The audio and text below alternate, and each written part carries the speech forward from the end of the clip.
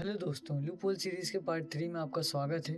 बाकी 2 पार्ट की लिंक आपको डिस्क्रिप्शन में मिल जाएगी, चाहे तो देख सकते हैं। आज हम बात करने वाले हैं एक ऐसे लूपहोल की जो आपकी मेहनत की कमाई को एक झटके में छीन सकता है। एक ऐसा लूपहोल जो सिस्टम में बैठे कुछ लोग आम जनता को परेशान करने के लिए और शायद उनसे पैसे हटने के लिए इस्तेमाल कर रहे हैं। सोचिए, आप सुबह उठते हैं, यूपीआई से पेमेंट करने की कोशिश करते हैं और पता चलता है your account has been frozen. ना आप पैसे निकाल सकते न डाल सकते।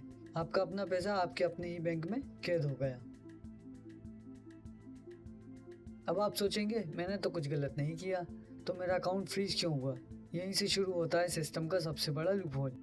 होता ही है कि देश के किसी भी कोने में बैठा व्यक्ति आपके खिलाफ national cyber crime reporting portal पर कंप्लेंट डालता है। कंप्लेंट ये हो सकती है कि उसे किसी फ्रॉड में जो पैसा गया वो आपके अकाउंट के जरिए गया है।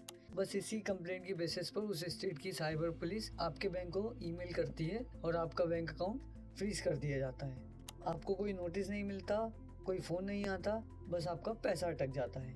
अब लूपहोल कहाँ है? चलिए कुछ केस स्टडीज से समझते हैं।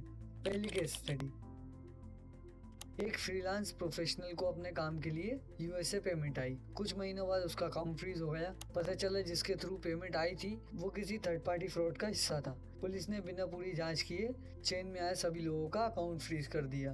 उस बंदे के लाखों रुपए फंस गए और उसके काम पर इफेक्ट पड़ा। दूसरे एग्जाम्पल से समझते हैं। एक ट्रेडर ने P2P प्लेटफॉर्म पर क्रिप्टो बेचा और उसके बदले में अपने बैंक अकाउंट में पैसे ले लिए। बाद में उसका अकाउंट फ्रीज हो गया। रीज़न, जिस पार्टी ने उसे पेमेंट की थी उसने आगे से किसी के साथ फ्रॉड किया था। अब पुलिस उस पर फ्रॉड का हिस्सा होने का आरोप लगा रही है, जबकि उसने सिर्फ अपना एसेट बेचा था और उससे बोला गया कि केस सॉल्व करने के लिए उस स्टेट आओ जिस स्टेट में कंप्लेंट की गई थी। साइबर पुलिस अक्सर इंफॉर्मेशन टेक्नोलॉजी एक्ट 2000 के सेक्शन 66D का हवाला देती है। कानून अच्छा है लेकिन इसका इस्तेमाल गलत हो रहा है। और सबसे बड़ा एलिगेशन जो सिस्टम पर लगता है वो है करप्शन का। कई रिपोर्ट्स और लोगों के एक्सपीरियंसेस बताते हैं कि जब वो पुलिस से कांटेक्ट करते हैं तो उनसे अनऑफिशियली मामला सेटल करने को कहा जाता है। मतलब जितने का फ्रॉड हुआ है उतना पैसा दे दो, हम अकाउंट खुलवा देंगे। कई बार तो मिडिल मैन भी सामने आते हैं जो कुछ हिस्सा लेकर अकाउंट अनफ्रीज करने का दावा करते हैं। अब इसे एक और बड़े एंगल से देखते हैं। हम सब मानते हैं कि हमारा पैसा बैंक में सेफ है, लेकिन अगर बैंक किसी वजह से डूब जाए तो आपको सरकार की तरफ से DICGC के तहत सिर्फ 5 लाख तक की ही गारंटी मिलती है, चाहे आपके अकाउंट में 25 लाख रुपए ही क्यों ना हो। एक तरफ बैंक डूबने का डर, दूसरी तरफ साइबर पुलिस द्वारा अकाउंट फ्रीज किए जाने का ये लूपहोल। आपका पैसा असल में कितना सेफ है? तो सवाल ये उठता है कि अगर आप इस सिचुएशन में फंस जाएं तो क्या करें?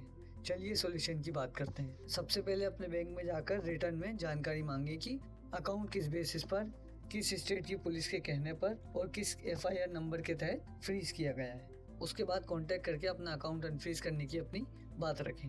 अगर इससे बात ना बने तो आप एक ब्रह्मास्त्र का यूज़ कर सकते हैं, जिसे कहते हैं CP ग्राम्स।